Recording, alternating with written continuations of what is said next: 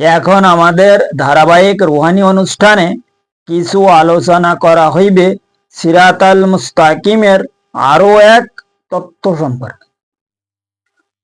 এবং আজকের পর্বে উক্ত উল্লেখকৃত সেই তত্ত্ব হইল প্রত্যেক মানব গোষ্ঠীর সেই মহান আল্লাহ পাকের সঠিক রহমত হাসিল করার উপায় সম্পর্কে আমাদের আজকের পর্বে দলিল প্রমাণ সহ আধ্যাত্মিক দৃষ্টি অনুসারে এবং দেহতত্ত্বের হিসাব অনুসারে কিছু আলোচনা করা হই।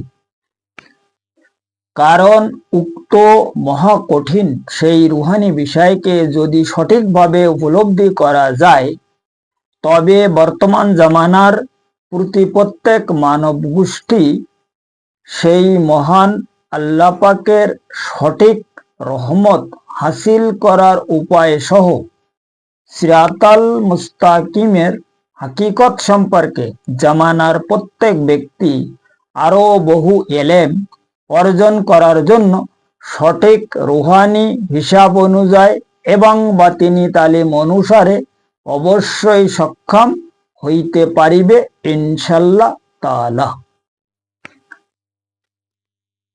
কাজেই এখন উপলব্ধি করার বিষয় হইল সেই মহান আল্লাহ পাকের রহমত সম্পর্কে তিনি আসলে কি ফরমায়। সেই ব্যাপারে যদি সঠিকভাবে উপলব্ধি করা যায়, তবে তাহার সঠিক রহমত হাসিল করার উপায় সম্পর্কে অবশ্যই উপলব্ধি করা যাইবে।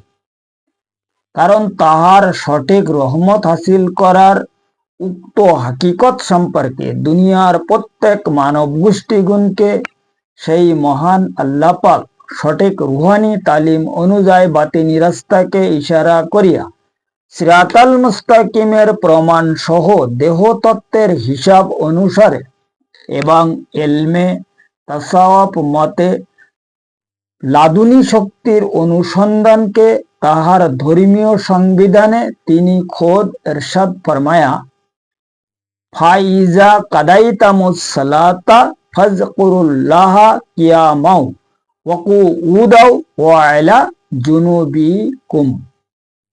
অর্থাৎ সূরা নিসার 103 নম্বর আয়াতে সেই মহান বারে এলাহি দুনিয়ার প্রত্যেক মানব গোষ্ঠীগুণকে তিনি খোদ ইরশাদ ফরমায়া, আমার মুমিন বান্দা তাহারাই যাহারা দাঁড়ানো অবস্থায় এবং বসা অবস্থায় কিংবা নিদ্রা অবস্থার মধ্যেও আমার জিকিরে শামিল থাকিতে সক্ষম হইয়াছে, তাহারাই হইল আমার সঠিক মুমিন বান্দা।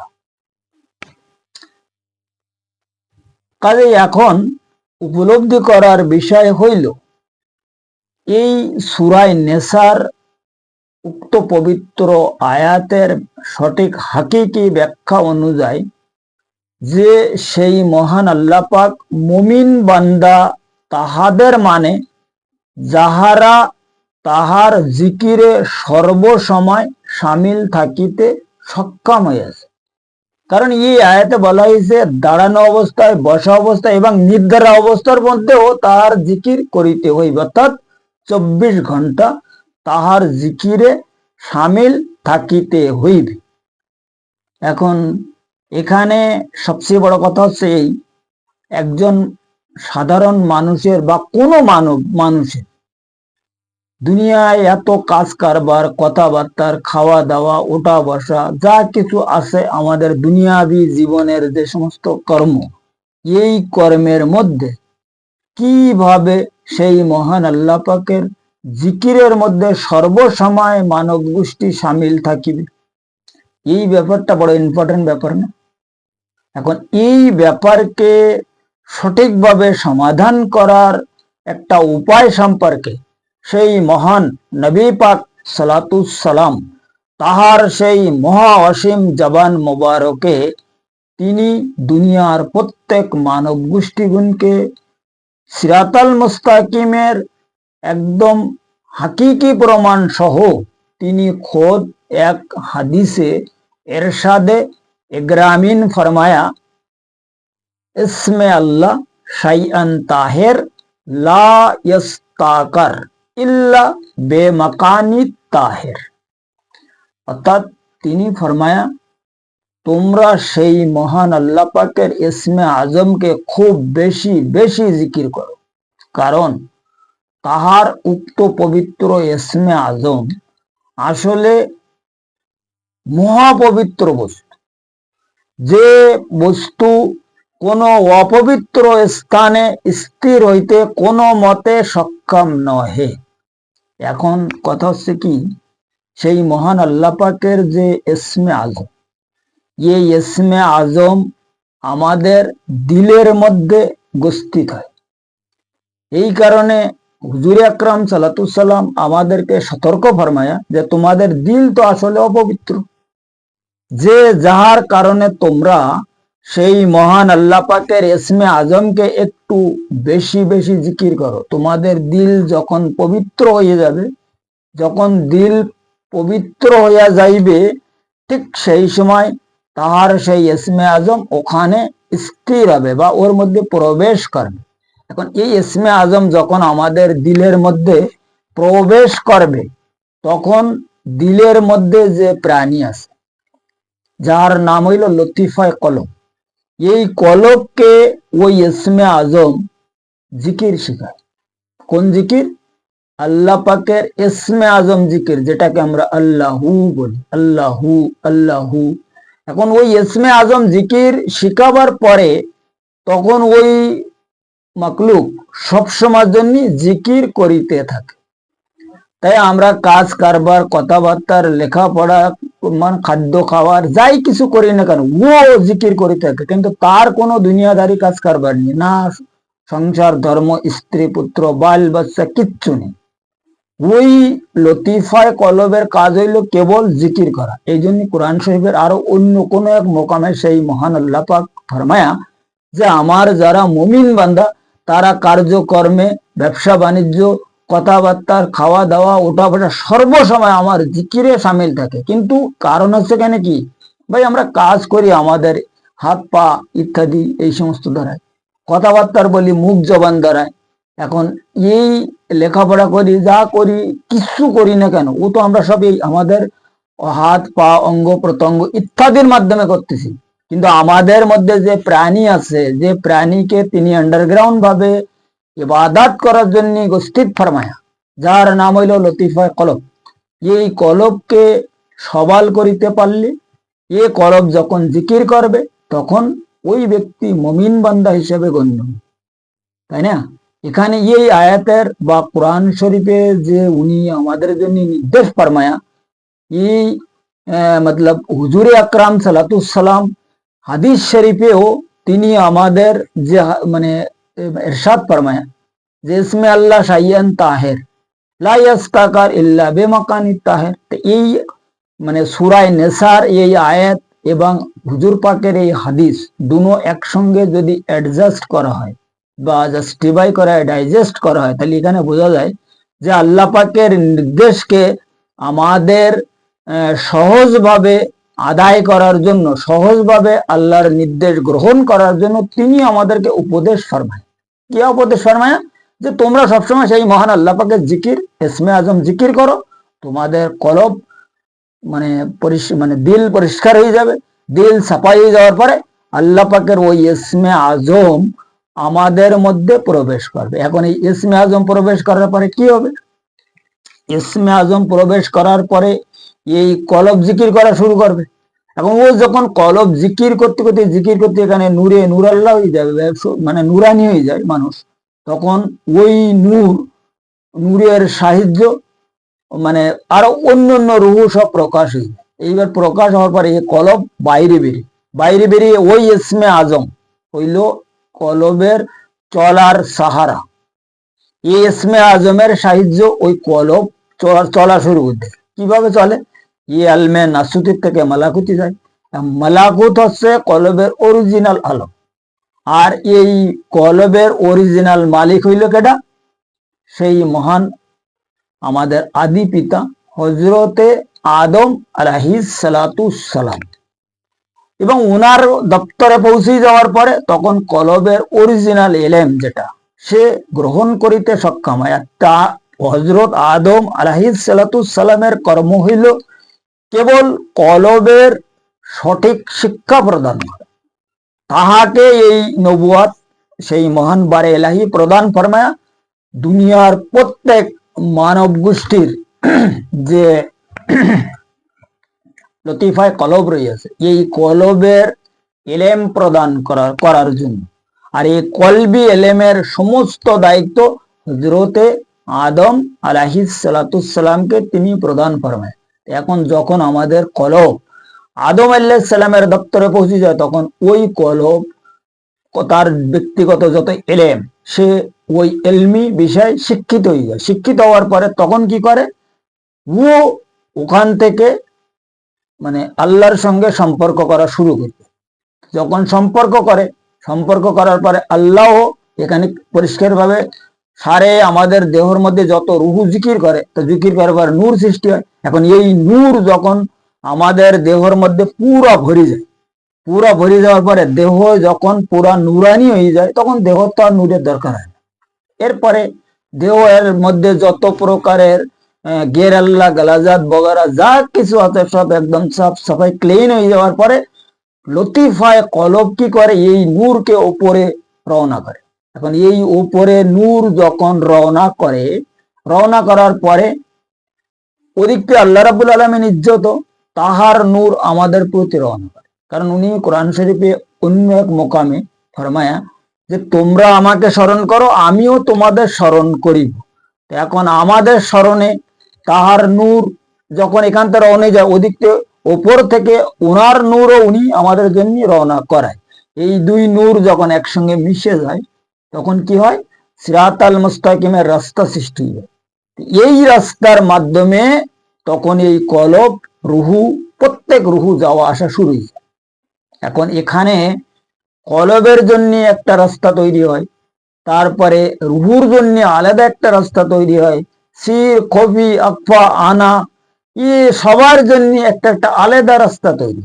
এই রাস্তার মাধ্যমে যখন ওই বারে এলাহির সঙ্গে নৈকট্য নৈকট্য প্রাপ্ত হাসিল হয়ে যায়, যখন ওনার নৈকট্য প্রাপ্ত হাসিল হয়ে যায়, যে ব্যাপারে কোরআন শরীফে বলা আছে যে হাবলিল ওয়ারিদ যেটা বলা, এটার নাম এই যে তার, এই যে ওয়ারিদ মানে কি রগ মানে শিরা এই তার যখন জুড়ে যায় নুরানি তার, তখন এই তারের সাহায্য আমাদের রুহু সব ওপরে আসা যাওয়া শুরু হয়ে যায়। আর তখন আল্লাহ রাব্বুল আলামিন ইজ্জত কি করে, তখন উনি ওই ব্যক্তির উপরে যখন এই আসা যাওয়া শুরু হয়ে যায়, দিদার এলাহি কমপ্লিট হয়ে যায়, হুজুর পাক করাই দেয়। করাবার পরে ওই ব্যক্তির উপরে 360 তাজাল্লি তখন ডেলি উনি শুরু করবে। কি জন্য শুরু করে? কারণ আল্লাহ পাকের যেদিন প্রথম দিদার হওয়ার পরে আল্লাহ পাকের যে আকস, ওই আকস মানে ওনার যে একটা মানে ছায়া, এটা ওই বান্দার মধ্যে প্রবেশ হওয়ার পরে তখন আল্লাহ পাকের তো ও দেখে এই লতিফায় আনার মাধ্যমে আমাদের মধ্যে এই যে মাথার মধ্যে যে আনা আছে না, এই আনার মাধ্যমে এই আনা ওই এলেম তা এই লতিফায় কি কয় সিরকে দিয়ে দেয়। আর সির এই আমাদের চোখের মাধ্যমে এটাকে প্রকাশ করায় বাইরে। এখন এই যে ওনার যে ছায়া, ও ছায়া তো কলবে এসে যায় মানে দিলের মধ্যে। এখন ওই যে আকস, আল্লাহর যে আকসটা আমাদের মধ্যে আসে, এটাকে দুনিয়া তো নারের দুনিয়া, এখানে লোকজনের সঙ্গে ওটা নারী লোকজনের সঙ্গে তাদের কথাবার্তার ওটা বসা, ওইটা যেন আবার নারে ঢেকে না যায়, শয়তান তার উপরে আক্রমণ করিতে না পারে, লতিফায় নফস তার নিজস্ব জায়গায় সে আবার ফিরে না যেতে পারে। এই কারণে তিনি প্রতিদিন ওই ব্যক্তির ওপরে 360 তাজাল্লি শুরু করতে হয়। আর এই তাজাল্লির নাম হইল আল্লাহর সঠিক রহমত। এই রহমতকে হাসিল যদি কেউ করতে পারে তখন সেই ব্যক্তি বলতে পারবে যে আমি আল্লাহর রহমত হাসিল করিয়াছি। এই দুনিয়াদারি অর্থ সম্পদ টাকা পয়সা গাড়ি বাড়ি অট্টলিকা রহমত না, ইয়াছে লানত। কারণ এখানে সূরা বাকারার 10 নম্বর আয়াতে আল্লাহ রাব্বুল আলামিন ইজ্জত পরিষ্কার ভাবে ফরমায়া যে যাহাদের অন্তরে রোগ আছে তাদের রোগ আমি আরো বাড়াই। সেই রোগটা কি? রোগ হইলে এই আমাদের দুনিয়াদারি, গাড়ি বাড়ি, টাকা পয়সা, স্ত্রী পুত্র, আরাম আয়েশ খায়েশ, এইগুলো হচ্ছে আমাদের রোগ। এই রোগ যখন আমাদের মধ্যে ঢুকে যায় তখন আল্লাহ এইটা আরো বাড়াই দেয়, এই সম্পদ আরো বাড়াই দেয়। দেওয়ার পরে কি হয়? ওই ব্যক্তি আল্লাহরে ভুলে যায়, কারণ এই দিকে সে বিজি হয়ে যায়। এই এই হইলো সমস্যা। এখন এই আল্লাহর রহমত হচ্ছে এইটাই, যেটা হচ্ছে যখন আল্লাহর অনুগ্রহ মোবারক, তাহার নূর মোবারক, তাহার তাজাল্লি মোবারক হাসিল করা যাবে, তখনই আল্লাহর রহমত পাওয়া যাবে। নচেত আর অন্য কোনো মতে আল্লাহর রহমত পাওয়া আমাদের পক্ষে কোনো মতে সম্ভব না। আর আমরা যেটা আল্লাহর রহমত মনে করি যে আমার এটা বিরাট সম্পদ এসে গেছে, আমার কাছে অনেক, আমার বিশাল সুযোগ সুবিধা হয়ে গেছে, আমি অনেক ছেলে মেয়ে অনেক পড়ালেখা শিখাই ফেলেছি, বিভিন্ন বড় বড় পোস্টে চাকরি পেয়ে গেছে, আল্লাহর রহমত। এটা আল্লাহর রহমত না ভাই। আল্লাহর রহমত হলো বাবা এই যে আল্লাহর যে তাজাল্লি হাসিল করা, আল্লাহর নূর হাসিল করা, আল্লাহর নৈকট্য লাভ করা, এই আমাদের দেহের মধ্যে যে সমস্ত রূহ আছে এদেরকে সবাল করা, তাজকিয়া নফস করা, হক্কুল তাসফিয়া কলব করা, হক্কুল একিন বানানো, কাশফি ইমান বানানো, তাজাল্লি রুহুর মাধ্যমে যখন তাহার নৈকট্য হাসিল করা যাবে ফানাফিল্লার সারে মোকাম অতিক্রম করিয়া, তখন যখন ওনার অনুগ্রহ মোবারক আমাদের প্রতি উনি বর্ষণ করবে, মানে তাহার যদি একটু নেক নজর হয়ে যায় আমাদের প্রতি, তখন উনি কি করে আমাদের মতলব কি ওনার যে রহমত, যেটাকে তাজাল্লি, এই তাজাল্লি তিনি নিক্ষেপ করে। এটা হলো আল্লাহর রহমত। অরিজিনাল আল্লাহর রহমত হাসিল করার উপায় হইলো এটা, সেটা হচ্ছে কি জিকিরে ইসমে আজম। কারণ আমাদের আজকের প্রোগ্রামের মেন যে মূল বিষয়টা সেটা হইলো কি আল্লাহর রহমত হাসিল করার উপায়। উপায় কি? উপায় হইলো শুধুমাত্র আমাদের এই দিলকে সাফাই করতে হবে। দিলের মধ্যে যে আল্লাহ মানে মাকলুক রাখিয়াছে, এই মাকলুককে সবাল করিতে হবে। আর এই মাকলুকের সাহায্য সহযোগিতায়, ওর ওসিলায় আল্লাহর রহমত হাসিল হবে। এখন আল্লাহর রহমত হাসিল করার জন্য যে কারণে তিনি এই হুজুর আকরাম সাল্লাল্লাহু আলাইহি সাল্লাম এখানে এই হাদিস, যে হাদিস আমি এর আগে বলেছি যে मतलब इसमें अल्लाह शायन ताहिर ला यस्ताकर इल्ला बेमाकानित ताहिर।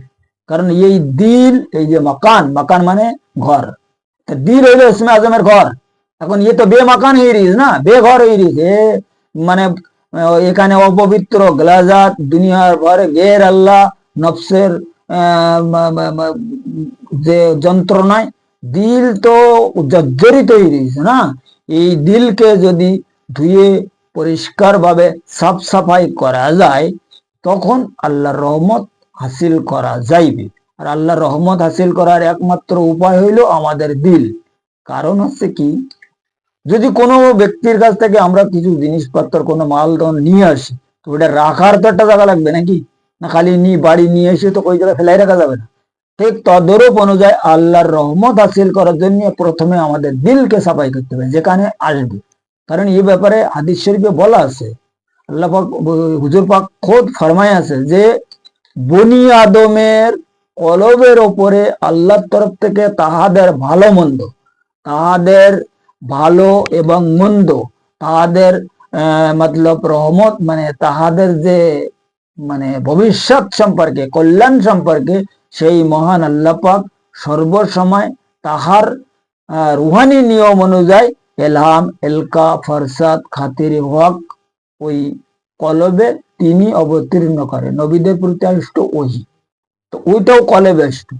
এটা এই যে কিতাব, যতগুলো আসমানি কিতাব হয়েছে, কোন কিতাব হিসাবে লিখে সেখান থেকে পাঠায়নি, সে তার নবীদের কলবে পাঠাইছে। এখন ওই কলবের থেকে তাহারা সংগ্রহ করিয়েছে। হুজুর পাকের কাছে জিবরাইল আলাইহিস সালাম যখন ওহি নিয়ে আসতেন, এটাও ওই নূরের সাহায্য। কথা বোঝা গেছে? এই যে কোরআন আমরা হাতে এখন পাচ্ছি, কাগজে লেখা, বার্নিং কৃত, এইভাবে কি কোরআন ওপর থেকে আসছিল? কোরআন তো আইছে নূর হিসাবে, এবং ওই নূরকে হুজুর পাকের কলব মোবারকে জিব্রাইল আলাইহিস সালাম উপস্থিত ফরমায়।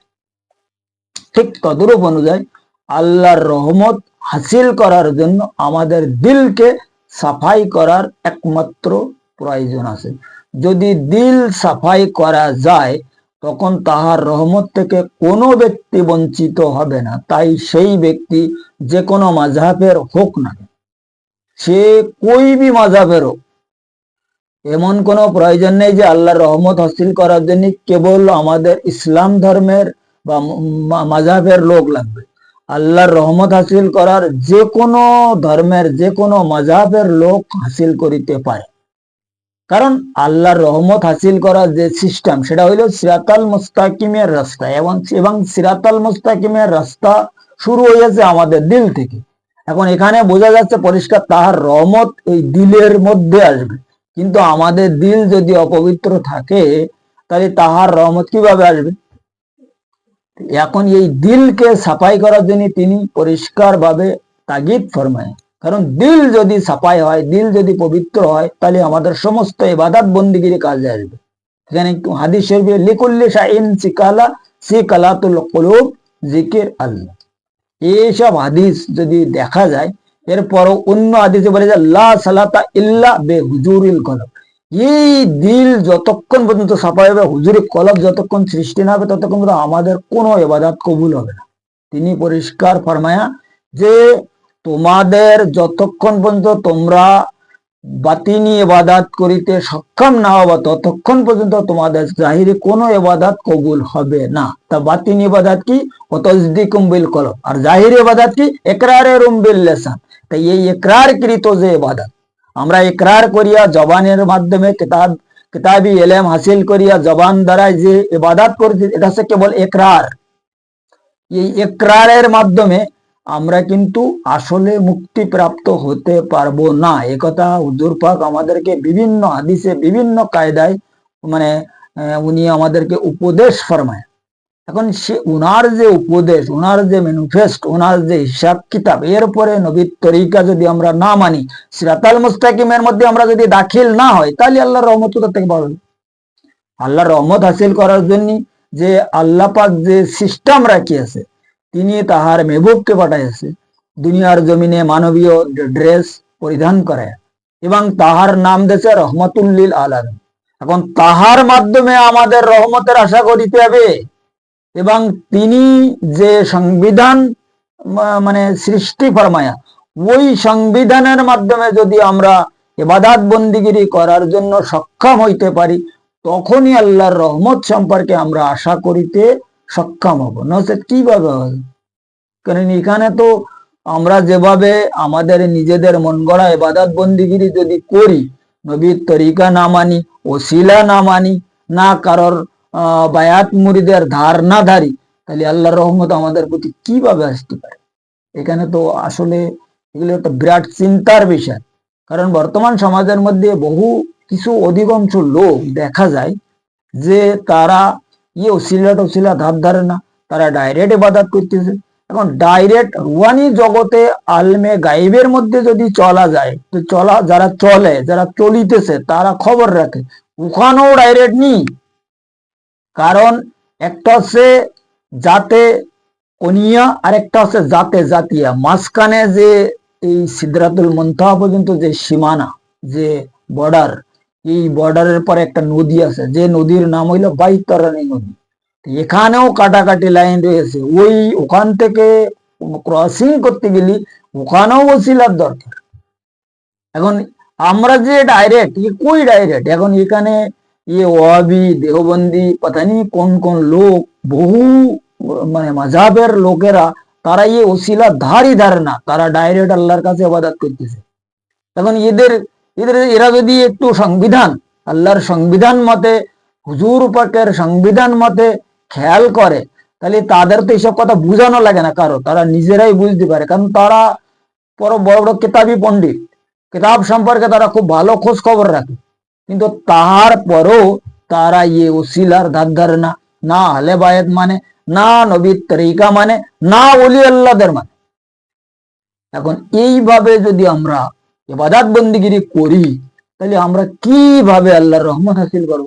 আল্লাহর রহমত হাসিল করার যে সিস্টেম আল্লাহ পাক রাখি আছে, তো ওই সিস্টেমে যদি চলা হয়, ওই সিস্টেমে যদি আমরা না চলিতে পারি, তাহলে আল্লাহর রহমতের আশা তো আমাদের পক্ষে করা মোটেও সম্ভব না।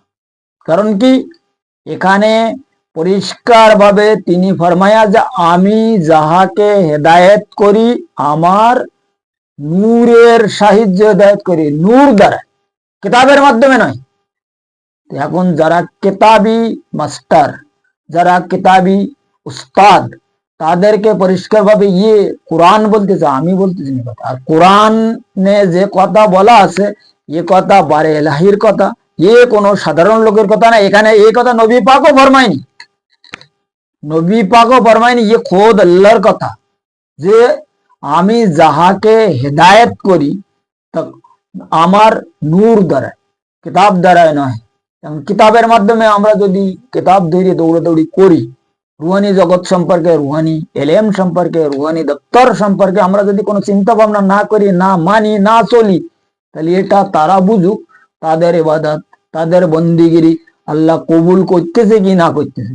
কারণ হুজুর পাক পরিষ্কার ভাবে এই ব্যাপারটা খুলে বলে গেছে যে তোমাদের জাহিরি ইবাদত কোন সময়ের জন্য কবুল হবে না যতক্ষণ পর্যন্ত তোমরা বাতিনি ইবাদত করিতে সক্ষম না হবে। বাতিনি ইবাদত কি? কলবি ইবাদত, ওয়াতাসদিকুম বিল কলব। যতক্ষণ পর্যন্ত কলবি ইবাদতের মধ্যে কোনো ব্যক্তি শামিল না হতে পারবে, ততক্ষণ পর্যন্ত সে আল্লাহর হাকিকি এলেম পাবে না। আর হাকিকি এলেম হইল কলবি এলেম। এই কলবি এলেম ছাড়া কিতাবি এলেমের মাধ্যমে, কিতাবের মাধ্যমে আমরা যদি মুক্তির বিষয়ে আশা করি, তা আমার মনে হয় একটা 100% ভুল হবে। কারণ কি, কিতাব দ্বারায় কোনো ব্যক্তি আজ পর্যন্ত হেদায়েতের চ্যাপ্টারের মধ্যে ঢুকতেই পারেনি না, হেদায়েতের কোনো বলাই পেয়েছে। কারণ বহু কিতাবি পণ্ডিত তো দেখা যাচ্ছে না আজ পর্যন্ত কিতাবের সাহায্য, কিতাবি বিদ্যায়, কিতাবের ওসিলায় কোনো ব্যক্তি ওলি আল্লাহ হতে পারেনি। কিন্তু বিনা কিতাবে একদম দেখা যায় আঙ্গুটা সাফ ব্যক্তি বহু ওলি আল্লাহ হয়েছে। কারণ যে ব্যক্তি আঙ্গুটা সাফ, কিতাব জানি না, কিতাব পড়তেই পারে না, ওই ব্যক্তি আবার ওলি আছে বহু, এরকম এক না বহু আছে।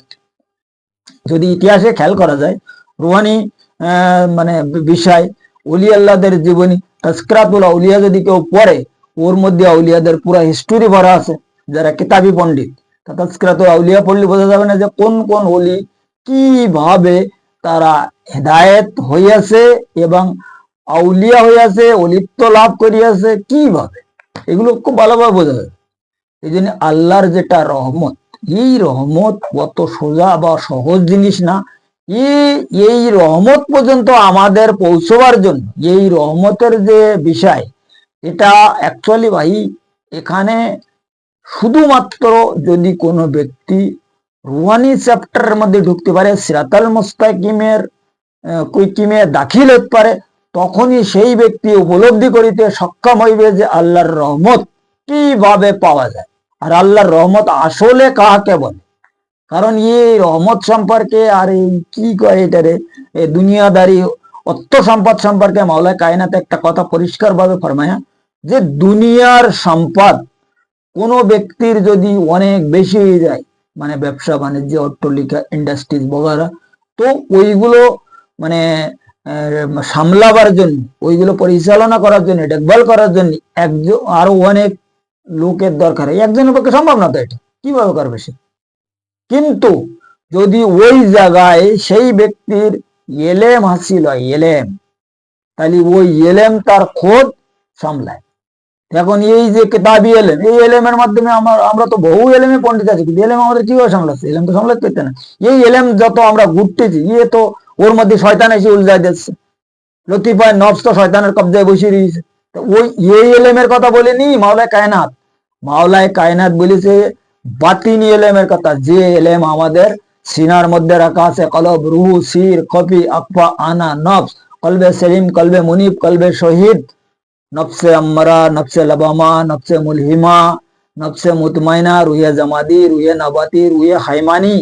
এই সমস্ত এলেমের কথা তিনি গ্রামীণ ফরমায়া। এই এলেম যারা হাসিল করেছে, কারণ এই এলেম কোন এই কেতাবি লেখা এলেম না, ই এলেম একটা একটা জন, একটা একটা এলেম একটা একটা আমাদের মতন এরকম জন। আর এই জনেদের উপরে, এই এলেমের উপরে, মনে করো লতিফা কলব হচ্ছে 4টে প্রাণী, তাই একটা প্রাণীর উপরে যদি আল্লাহর রহমত অর্থাৎ তাজাল্লি, একটা তাজাল্লি পড়ে, তো ও হয়ে যায় কয়টা? 70টা। একটা তাজাল্লি পড়লি একটা রুহু, 70টা রুহু হয়ে যায়। আর হুজুর পাকের যে মানে যে লতিফা, যে রুহু, এর উপরে যদি একটা তাজাল্লি পড়ে, তো ওখানে 81টা হয়ে যায়। আমাদের হয় 70টা, সাধারণ যারা ওলি, ওলিদের হয় 70টা। আর যাহারা মতলব মতলব হুজুর পাকের যারা, যাহারা যে সমস্ত রুহু, ওনারা হয় 81টা। তো ওখানে তো নন স্টপ তাজাল্লি করতে হুজুর পাকের উপর, ওনে নন স্টপ তাজাল্লি। ওলিদের মাত্র তো 360 তাজাল্লি পড়ে। হুজুর সৈয়দনা গাউস পাক রহমতুল্লাহ 500 তাজাল্লি পায় ডেলি। আর ওলিদের এ লিমিট করা রয়েছে 360।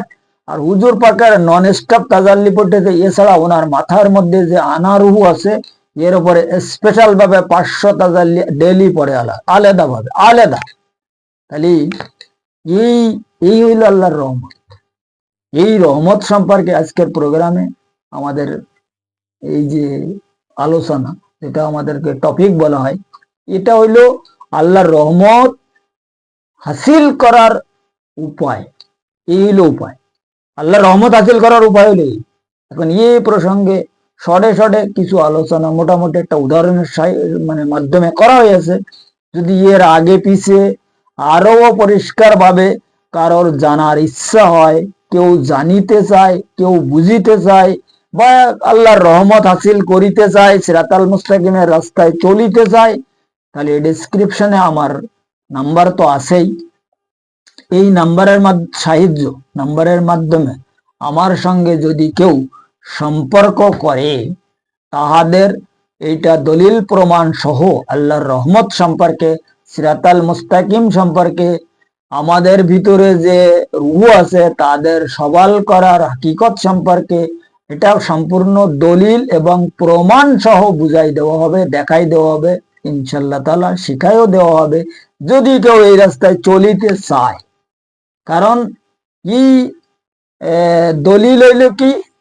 কোরআন আর হাদিস। আর প্রমাণ হইল তিনি নিজে খোদ। এই জন্য আমি কথায় কথায় বলি যে দলিল প্রমাণ। দলিল হচ্ছে কোরআন হাদিস, আর প্রমাণ হচ্ছে সে নিজে খোদ। এই উভয় ব্যাপারে তাদেরকে সব সঠিকভাবে বোঝানো হবে, দেখানো হবে। কারণ ভাই, আমাদের এখন একমাত্র মুক্তির উপায় হইল সিরাতাল মুস্তাকিমের রাস্তা। সিরাতাল মুস্তাকিম ছাড়া কোনো ব্যক্তি মুক্তি লাভ করিতে সক্ষম নহে। এবং সিরাতাল মুস্তাকিম মানে হইল সরল সোজা রাস্তা, এবং তরিকা মানে হইল রাস্তা। এই সিরাতাল মুস্তাকিমের মধ্যে আমাদের যতক্ষণ পর্যন্ত দাখিল না হইতে পারবো আমরা, ততক্ষণ পর্যন্ত মুক্তির ব্যাপারে যদি আমরা যতই আশা করি, যতই দৌড়াদৌড়ি ছুটাছুটি করি না কেন, সিরাতাল মুস্তাকিমের যে হিসাব কিতাব ছাড়া মুক্তির ব্যাপারে উপলব্ধি করা, কামিয়াবি হওয়া কোনো মতে সম্ভব না। কারণ এই ব্যাপারে কোরআন হাদিসে পরিষ্কার ভাবে বলা আছে, এখানে যেটা মুক্তির যেটা হিসাব কিতাব, মুক্তির যেটা বিষয়। কারণ মুক্তি ওই ব্যক্তি হবে, সে নিজেকে যতক্ষণ পর্যন্ত একলা না করিতে পারবে। সূরা মুমিনের মধ্যে কথা পরিষ্কার ভাবে বলা আছে যে তোমরা একলা হইয়া আমাকে ডাকো, তোমাদের এক ডাকে 10 জবাব দেব আমি। তোমাদের মধ্যে যে সমস্ত নেতা গতা মিনিস্টার, যে সমস্ত বড় বড় হস্তি পড়ি আছে, এদেরকে আলাদা করো, করে একলা হও। একলা হয়ে যদি আমাকে ডাকতে পারো, তখন আমি ইনশাআল্লাহ তাআলা তোমাদের এক ডাকে 10 জবাব দেব। কথা বোঝা গেছে? এখন এই ব্যাপারে কিছু কথাবার্তা বলা হইল। যদি কেউ আমাদের সঙ্গে জোড়ে, আমাদের সঙ্গে সম্পর্ক করে, তাহলে তাদেরকে এর আউট, সব কথাতেই এই প্রোগ্রামের মাধ্যমে আলোচনা করা যায় না। এটা যারা সাধারণ জ্ঞানী মানুষ তারা অবশ্যই বুঝতে পারতেছে। কারণ এই সামান্য সময়ের মধ্যে রুহানি ব্যাপারে কত আলোচনা করা যায়। এই জন্যই আমার এই সিরাতাল মুস্তাকিমের মতলব সংগঠনের সঙ্গে, এই মিশনের সঙ্গে, আমার যে সোসাইটির সঙ্গে যারা জড়িত আছে, এখান থেকে যারা উপকৃত হচ্ছে বা হইয়াছে, এবং আমার কিছু মতলব রুহানি আওলাদও আছে, তাদের সঙ্গে যদি কেউ সম্পর্ক করিতে পারে, তারাও এই ব্যাপারটা সুন্দরভাবে একটা সাজেশন দিয়ে দেবে, যে সাজেশনে মানুষের মুক্তির বিষয়ে অবশ্য কিছু উপকার হবে। যদি কেউ মানে, যদি কেউ এই ব্যাপারটা বিষয়টা মানিতে চায়, তাহলে সে ভালোভাবে উপলব্ধি করিতে সক্ষম হইবে যে আল্লাহর রহমত কি, আল্লাহর লানত কি, আল্লাহর মানে মুক্তির বিষয়টা কি, সিরাতাল মুস্তাকিম কাকে বলে, তাজাল্লি কাকে বলে, নূর কাকে বলে, রুহ কাকে বলে, এই চারে ব্যাপারে লতিফা সম্পর্কে তারা পরিষ্কার ব্যাপারটা মানুষের বুঝাবার মোটামুটি সক্ষম হইয়াছে ইনশাল্লাহ তাআলা। এটা আমি একটা মানে গ্যারান্টি দিতে পারি। এই জন্যই আজকের আলোচনা এই পর্যন্ত রাখা হইল। আগামী পর্বে সিরাতাল মুস্তাকিমের আরো অন্যান্য বিষয়, সঠিক ইলমে তাসাউফ মতে লাদুনী শক্তির অনুসন্ধানকে মানব মুক্তির প্রমাণ সহ আরো কিছু আলোচনা ইনশাল্লাহ তাআলা করা হইবে, যদি আমার মুর্শিদ কেবলা তাহার নিজ গুণী আমাদের প্রতি দয়া ফরমায়।